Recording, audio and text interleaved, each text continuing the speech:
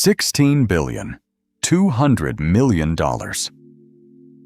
That was the price tag on Tiffany and Company when the deal closed in January of 2021, in the middle of a pandemic that had shuttered half the retail world.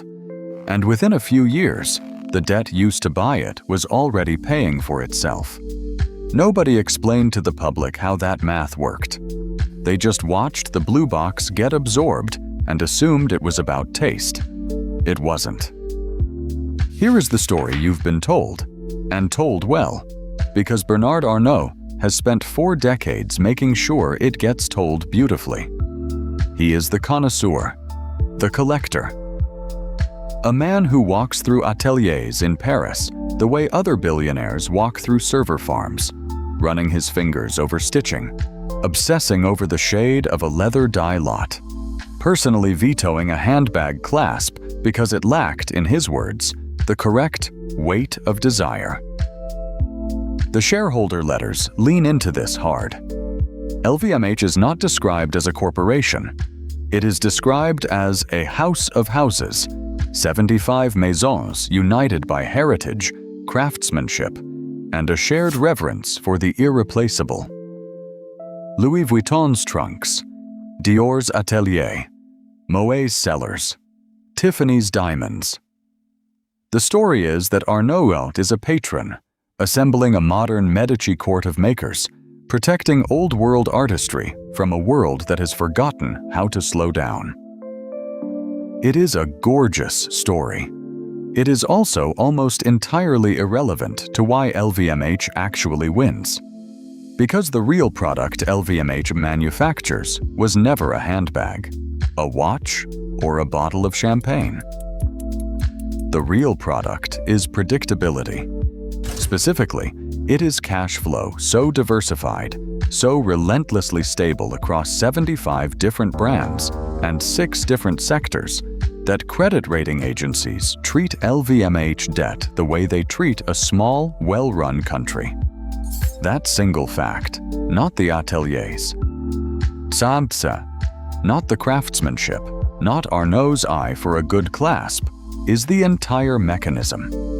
When your debt is priced like sovereign paper, you can borrow at rates that would be structurally impossible for any single, independent luxury house, no matter how beloved.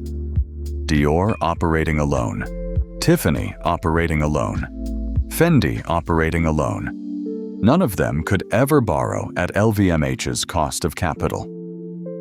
That gap, quietly, is the empire. Consider what this actually means in practice, because the phrase, cost of capital, hides how brutal the gap really is. An independent jewelry house with a strong brand but a single revenue stream might see its debt priced several points higher than LVMH's, simply because a single bad harvest of consumer sentiment, one scandal, one recession concentrated in its category, can gut its entire balance sheet. LVMH does not carry that risk. If watches go soft, wine and spirits absorbs it. If wine and spirits goes soft, fashion and leather goods, the largest and most consistently profitable division in the group, absorbs it. This is not diversification in the boring textbook sense of don't put all your eggs in one basket. It is diversification engineered specifically to manufacture a credit profile that no rival can replicate, because no rival owns 75 baskets spread across 6 different economic weather systems simultaneously. The moat was never the leather. It was always the balance sheet. So let's look at how the machine is actually built, because the architecture is where the story stops being about taste and starts being about leverage. At the top sits Financière à Gauche, the Arnault family's private holding vehicle, not publicly traded, not accountable to outside shareholders, entirely controlled by the family. Agache controls Christian Dior SE, which in turn controls the majority stake in LVMH itself. This is a layered pyramid, and each layer exists to concentrate control while diffusing exposure. When LVMH raises debt to fund an acquisition, it is not borrowing against the target's earnings. It is borrowing against the blended, group-wide cash flow of every maison combined. Wine and spirits smoothing over a soft year in fashion. Fashion smoothing over a soft year in watches. That blend is what convinces ratings agencies the group's risk is lower than the sum of its parts. And once that discount exists, it gets reused again and again to buy the next asset cheaper than a rival ever could. What almost nobody says out loud is that this structure also lets the family extract enormous value without ever selling a controlling stake to the public markets. Every layer between Arnault and the operating businesses is a choke point where value can be captured, redirected, or protected from dilution. Financière à gauche does not answer to activist investors demanding a special dividend. It does not have to justify a bad quarter to a pension fund manager in Ontario. It exists purely to preserve control, generation after generation, while the public shareholders one rung below absorb the volatility and the family above absorbs the upside. This is the part the glossy shareholder letters never dwell on. Control and ownership have been quietly separated, and the family kept control while selling off just enough ownership to fund expansion without ever risking the crown. Now here's where it gets specific, and where the mythology really falls apart. In 2017, LVMH executed a forced buyout of the minority shareholders in Christian Dior SE, folding Christian Dior's couture house directly into the LVMH structure, and critically, valuing the family's stake in a way that concentrated significantly more equity inside Arnault-controlled vehicles. Minority shareholders were bought out at a price that, once the synergies fully materialized in the years after, looked conservative. A valuation gap that quietly enriched the family trust at the direct expense of the shareholders being cashed out. Nobody called it what it was because it was legal, board-approved, and wrapped in the language of corporate simplification. Simplification is always the word they choose, not extraction, not squeeze out. Simplification, as if the minority shareholders were merely an administrative inconvenience, a redundant clause in a contract that needed tidying up rather than human beings and institutions who had actually put capital at risk on Dior's public listing and were now being cashed out before the real value showed up on the other side of the transaction. The genius of the maneuver was its timing. Do it while the couture division is perceived as underperforming relative to the rest of the group. Buy out the minority stake at a valuation anchored to that underperformance, and then let the very same assets re-rate upward once they're safely inside the consolidated structure, where the gains accrue to a gauche, not to the shareholders who were bought out the year before. If you want the mechanism instead of the mythology, subscribe. New dissections post weekly. And the acquisitions themselves were never opportunistic in the romantic sense. They were timed. Fendi, brought fully under LVMH control back in 2001, came during a period when the Italian house had limited leverage to negotiate. Tiffany, in 2020, was renegotiated down from its original agreed price after the pandemic gave LVMH's lawyers room to argue material adverse change.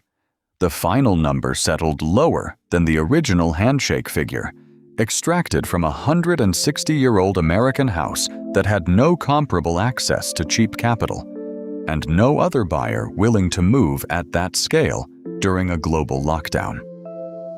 That is not curation. That is a predator recognizing a wounded target and negotiating from a position the target could never match. It is worth sitting with how rare that specific kind of leverage actually is. Most acquirers need the target's cooperation, need financing contingencies, need boards on both sides to believe the deal is fair enough to survive a shareholder vote. LVMH needed none of that urgency because it was never the party under pressure. Tiffany's board, facing a collapsing retail environment and a stock price with nowhere good to go, needed the deal to close far more than LVMH needed it to close on the original terms. That asymmetry, one side facing existential pressure, the other side facing a mild inconvenience, is worth more than any legal clause about material adverse change. The lawyers just gave the imbalance a paper trail. So who actually wins here, in specific, named terms? The Arnault family's net worth compounds through ownership structures that borrow at investment-grade rates unavailable to outside competitors, meaning every acquisition made this way is, structurally, cheaper for them than it would be for literally anyone else on Earth trying the same move. The minority shareholders squeezed out of Christian Dior SE in 2017 absorbed a valuation gap that never came back to them once the upside showed up. And the independent heritage houses, family-run ateliers, regional leather goods makers, single-brand jewelers, face a permanent structural disadvantage. They cannot borrow at LVMH's rate, so during every downturn, they either survive on worse terms or they get acquired at the bottom by the one buyer whose cost of capital never really goes up. There is a second, quieter class of loser here too. The luxury conglomerates that tried to copy the model without the discipline behind it.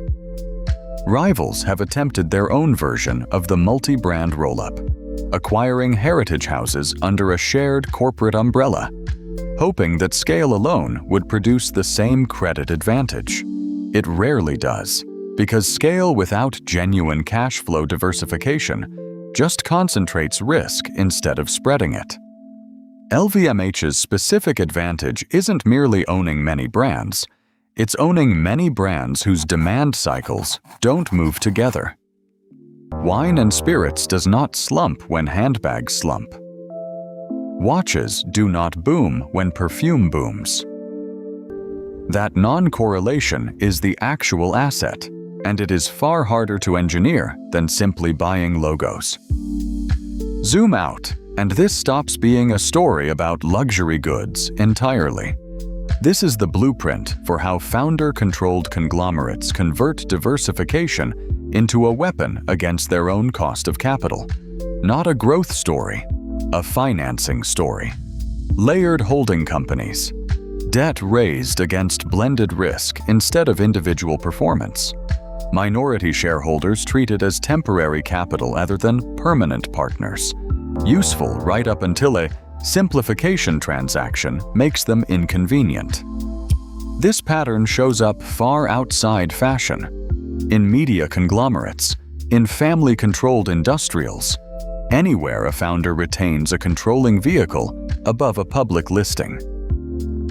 The lesson for anyone holding minority shares inside a structure like this is simple and cold. You are not an owner in the way you think you are. You are a source of capital until the math says otherwise. So the next time someone hands you the story about heritage, about craftsmanship, about a man who simply loves beautiful things, remember what actually happened in 2021, in 2017, in 2001. None of it was about the object. The retail customer walking out with a small blue box, paying full price at a moment of maximum emotional leverage, was never funding a diamond. They were funding somebody else's credit rating. And somewhere above that transaction, in a private holding company that will never trade on any exchange, the actual ledger closed exactly the way it was always designed to.